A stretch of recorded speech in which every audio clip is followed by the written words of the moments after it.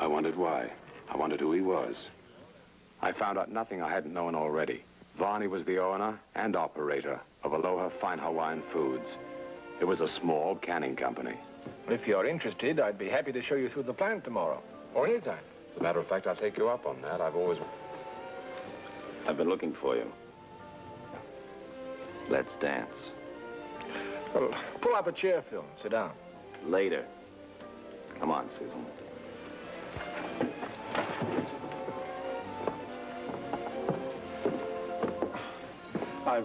I've known Phil a long time. Phil? Phil Ravina. People often don't understand him. Well, that's odd. I would say he was easy to understand. What does he do? Well, he used to own some kind of experimental laboratory. He doesn't seem like a scientist. Oh, you back so soon? Your name, Lanyard? Yes. Have a cigar. No, thank you. What's the matter with it? Nothing. What do you do, Lanyard? Do you care? I don't. Just visiting the islands? Just visiting. Going to be here long? That depends. Depends on what? On what trouble I get into. If you're looking for trouble, you can usually find it, you know. I don't look for trouble. It always seems to find me. I tell you one thing. I can usually spot it coming from a long way off. Excuse me. Thanks.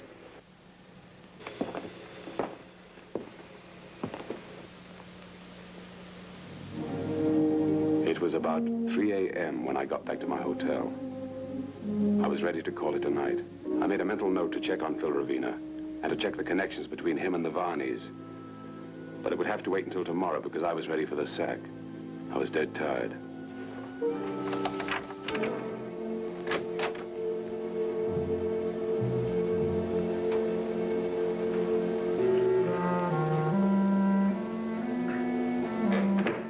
Before he opened his mouth, I knew that Harry Chung had found me. So sorry to disturb you. I'm Harry Chung.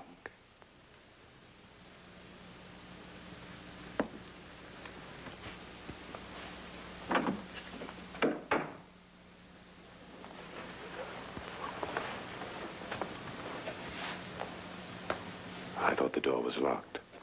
It was. Pretty late, isn't it? It's always pretty late. Would you like a drink? No.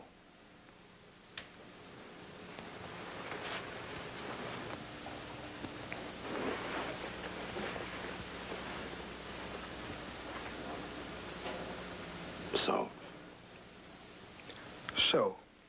I suppose Jack Wong told you I wanted to see you. If I'd been so happy as to know Jack Wong, he might have mentioned your name. But you don't know him, huh? No. Good, now we're getting somewhere. Do you happen to know a man named Raymond Varney? Only the name. I think he exports Hawaiian delicacies. Huh. Do you know a man named Phil Ravina? Ravina? No. This name is not in my memory. Is there a reason why you ask? No, it's not important. Just some people I met tonight. Oh, yes. Mr. Chung, let me ask you a hypothetical question. Hypothetical question? Oh, yes. If this, and if this, what if? Ask. Suppose you had a fortune in jewels or gold or something else, say in Macau or Hong Kong, and you wanted to bring it to Honolulu or Hilo. What would you do? I would declare the objects and pay the duty. Suppose you didn't want to do that. This raises a rather peculiar problem. Do you have a map of the islands? Yes, I think so.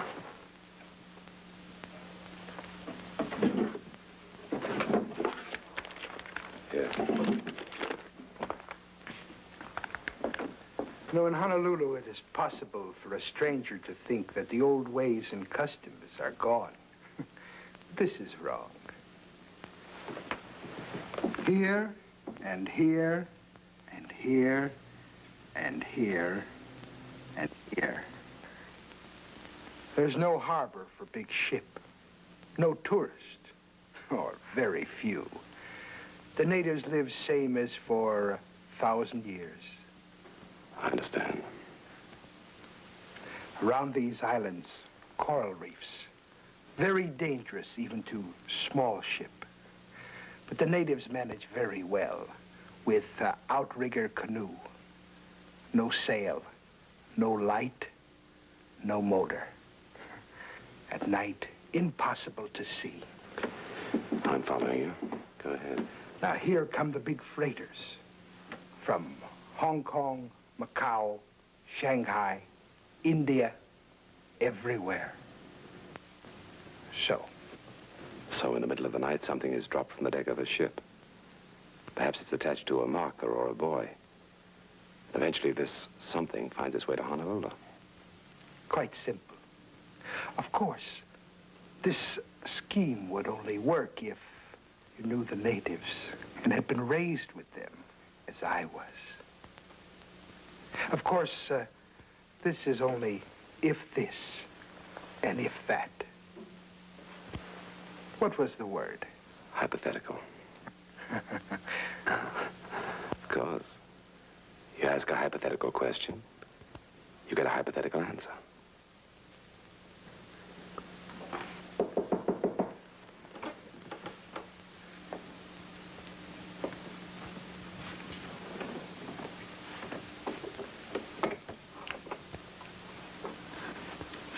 I'm sorry, Mr. Lanyard, but I... What's wrong? Oh, I'm sorry. That's all right. Mr. Chung was just leaving.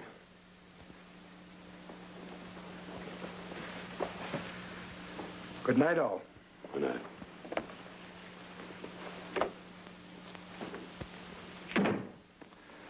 Now tell me about it. I had to come because...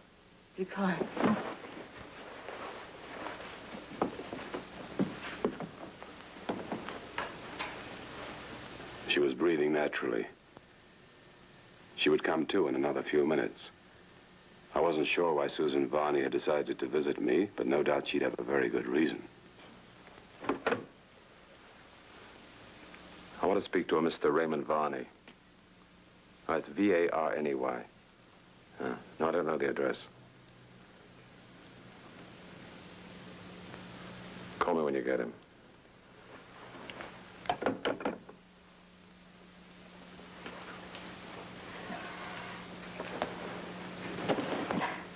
I'm sorry, I didn't mean to do that. Feel better?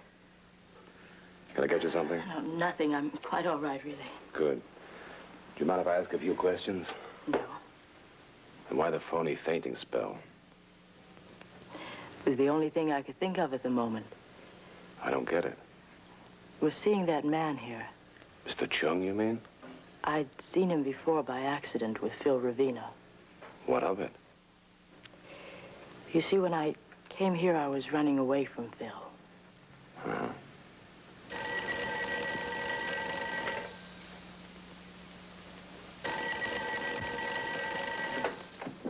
Yeah?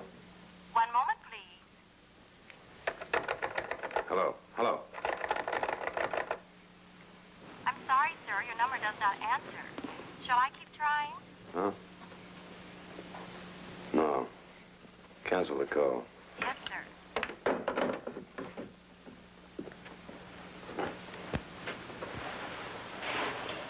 I thought a little breath of fresh air might do me good. Uh-huh. What was this about Ravina? Frightens me. I think he's dangerous. Have you, told your husband? I tried to tell him, but he thinks it's all a joke. Right after you left, Phil told my husband that you'd been asking a lot of questions. Did he say what questions? No. He and Raymond went to the bar together. I didn't hear the rest. But Raymond left immediately. He was upset.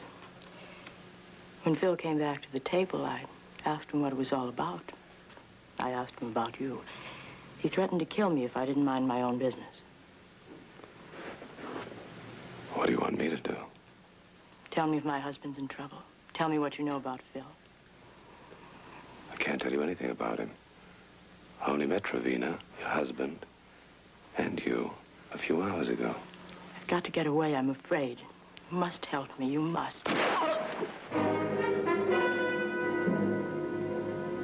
No one could help Susan Varney anymore. She was dead. Looking for a cold can? Search high and low, but it's a mixed-up maze. Search the shelves. Search the door. Uh-oh, it ends up on the floor. 090400.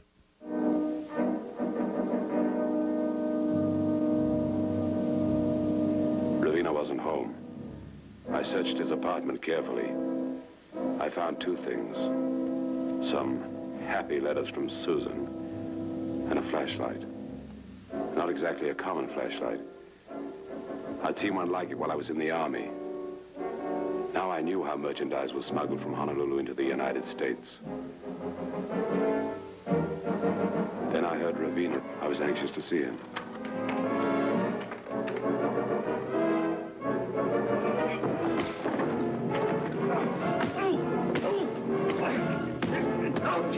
Okay!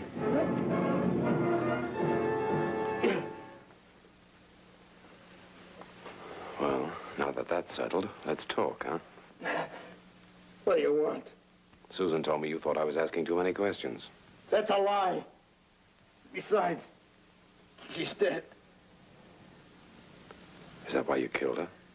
You're crazy, Lanyard. I didn't kill her. The police say you did. Well, that's only for a little while longer. I don't know what you're talking about. If you didn't kill her, and tell me who did, I'd like to know. So would the police. But I suggest you don't call them. You see, I know about you and Chung. Nice to have seen you again, Mr. Ravenna.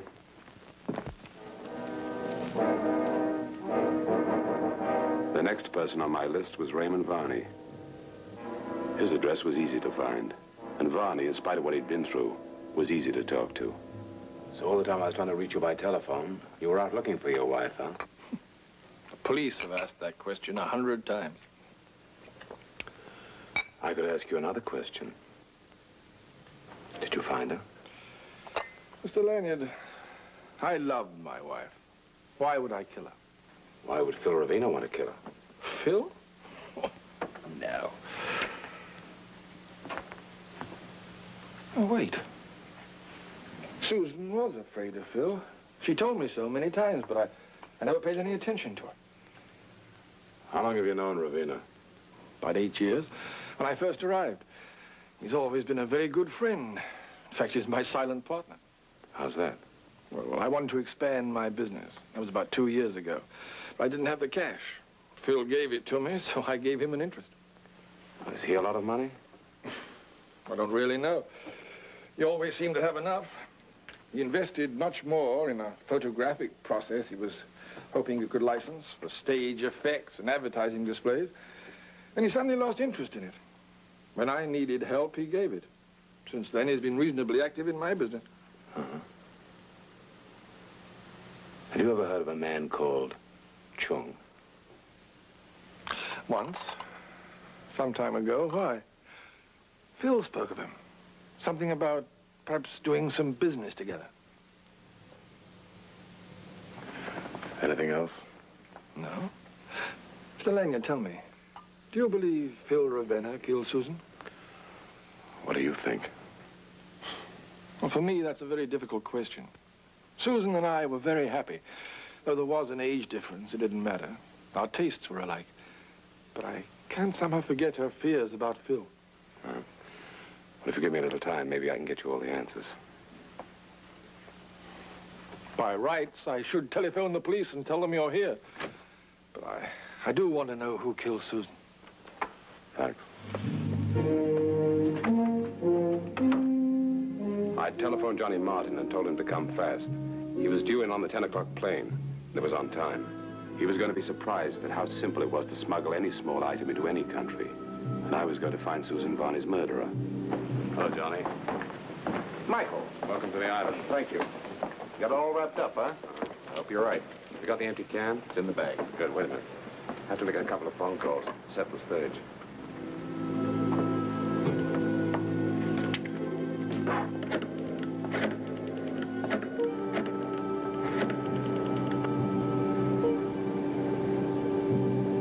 First, I called Raymond Varney. I told him to meet me at his warehouse in about half an hour. He didn't say much. He just agreed to be there.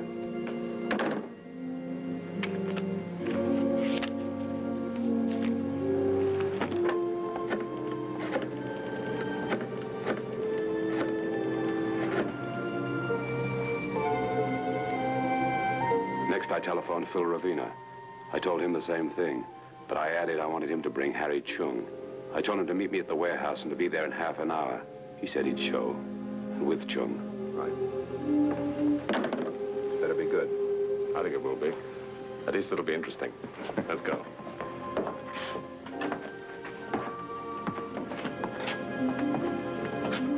Gentlemen, this is Johnny Martin of U.S. Customs.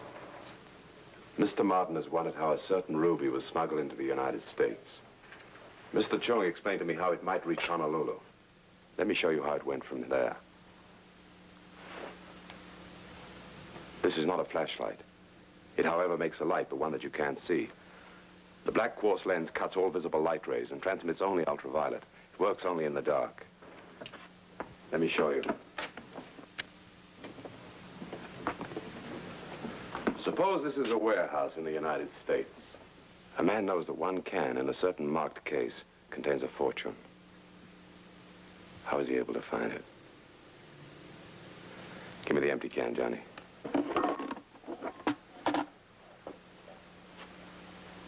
Any agent receiving a shipment containing smuggled merchandise had a very simple way of knowing which can contained the fortune.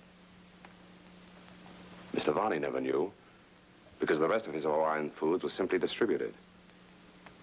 I must say, Ravina, you figured out a very ingenious plan. Never told me you... Did Susan know? Is that why she was always with you? Or is that why you killed her? Shut up, you fool! Mr. Varney killed her. I saw him. You think I didn't know about you two? I've hated ever falling in love with you. Yes, I killed her. Drop that gun, Ravina. Lights, Johnny. You all right, Mike? Yeah. Say, Mike, did you have this all figured out, or was it just a happy accident? It was easy, once I found the flashlight. Ravina and Chung were enjoying a fine little business. It might have gone on for years if it hadn't been for Varney's wife. Yeah, I guess so. Cost the country a lot less if Ravina had been a better shot. Yeah. I don't know about you, Johnny, but I've learned one thing. The next time I set a stage, there's going to be better light.